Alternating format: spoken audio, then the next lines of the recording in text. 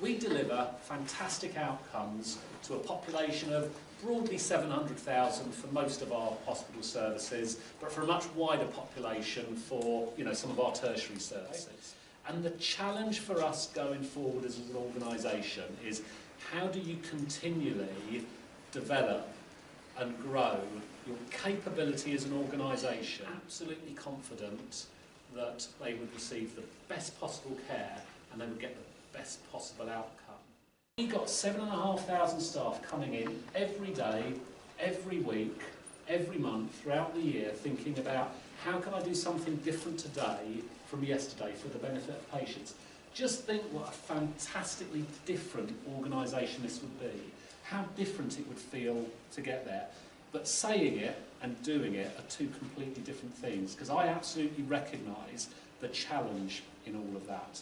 It requires leadership at a completely different level and a different scale, because there's something powerful about being the change you expect in other people. All right? It's no good us sitting here expecting others to do it if we're not prepared to do it ourselves. So always think about that. Be the change you expect in others, because that's one of the best ways that you can enact change yourself. And this might sort of surprise you a little bit, but our absolute motto and our line of sight, very similar to what Tim has said, is that actually leadership is for a purpose. And there really is so much clear evidence now, if you look at the work of Michael West especially, that it saves lives.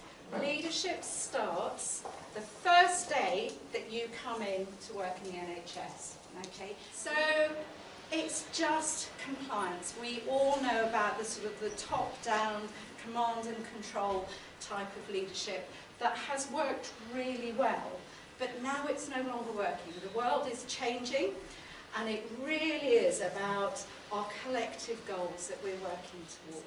And they all say, if we had what you've got in the NHS and the bottle in that most people in the NHS come to work to make a difference because they really care. If we had that, my gosh, we'd be successful businesses. Why aren't you capitalising on it? I think the time has come whether we're really beginning to believe that. We're really here to make a difference, and we can. Is how we are going to have that change, not just for a programme or a plan or an action or a task and finish group or something we're going to do for this quarter, this week, this month, for this STP period of time or the next year, but how are we going to continually implement improvements to the service and the care that we provide our patients. And I think in the past, transformation, change, whatever you want to call it, has very been put in compartments or periods of time. But this is how we're continually looking at things. Every single part of person in that team process is improved by a tiny, tiny percentage. You then add that up and that's your overall improvement. We often think that change needs to be very long term, it needs to take a long time, there's lots of steps in the process. What Plan, Do, Check and Act really does is it takes you to the do stage really, really quickly. And there's been quite a lot of work done by Professor Michael West and his team with Aston, which have shown that there's concrete evidence that if you work in a good team, you'll deliver better care for your patient. And the research shows that the experience of BME NHS staff is a really good barometer of the general level of respect and care for everyone in the NHS. Conversely, the greater proportion of staff from the BME background who reported experiencing discrimination at work, the lower the levels of overall patient satisfaction. Discrimination makes staff ill, it makes them unhappy, so they take time off, and when they're not here, when they are here, they're less productive. So you lose out in that respect as well. Diversity improves innovation. If you all think the same, you will always end up with the same result. And unrepresentative leadership bodies will have more difficulty providing patient care. So the underlying principle here is, if you take your population or the group of people you're trying to work for, then your organisation should mirror the population you're trying to serve. And if we think of morale as a bag, the question for you as leaders, members of teams are, what needs to be in the bag if we're to support a high morale team? Requests for redeployment. One thing I hadn't realised, if you're unhappy in your team, on your ship, you can actually request for a voluntary transfer.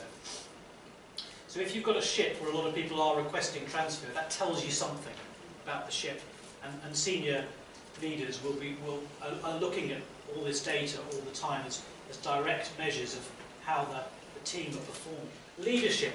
So leadership is the single most important thing. If you're a leader, are you taking your leadership journey seriously? You don't just become a leader overnight just because you've been parachuted into a role. You need to work at it. You need to develop yourself as a leader. It's a journey, it never ends. You should be constantly trying to develop yourself as a leader or as a team player. Remember, every leader needs followers. So, it's a story about how we got to come about having talent panels with the paediatric unit. And it was to boost morale, to do something for staff, to give them an opportunity to look at their career, where they're going, and how they can have an add-on to their appraisal process. So, with the appraisal process, we all know it's an hour, it should be quality, there's new paperwork out, and it is time where you sit down and talk about your career. Sometimes staff don't know where they're going or what opportunities there are out there for them. And also, when I've given positive feedback to staff, they've sat there looking quite blank. And then they say, could you do that again? I said, well, tell me again. I think, oh my God, no one's ever had that time to sit down and say good things about you. We should be doing that at appraisal all the time. But maybe they don't hear it, I don't know. But to get that positive feedback, they go out skipping. And then you get emails later saying, thank you so much for telling me how good I am at my job. And I think, oh my God, that was such a small thing, but it's so big to them. And it was very comfortable, very supportive, it was all positive. They gave me a lot of feedback initially about, and a lot of praise. And like Leslie said, we're very quick to judge people, not judge, but just kind of look at the, oh, we've done that wrong, well, that's not working right. But actually we miss out on the praising, and we miss out a little bit on the, you've done that really well, well done. You don't often hear that, or you're too busy to hear it. So that was a lovely panel. So it did open lots of opportunities for me, and encouraged me to look at learning and development courses, which I really wasn't really sure of or wasn't really looking for initially. I think we talked about maybe specialist nursing roles that they thought I would be really good at, or I could pursue. And think, really, I'm not really thought of that. It does get you thinking. It really does get you looking at your development. Because I've been in children's outpatients for near on 13 years in the same role as a band 5. So I was kind of stuck, I think, and I really didn't think that there was much opportunity. But since the talent panel, I now know there's lots of opportunity.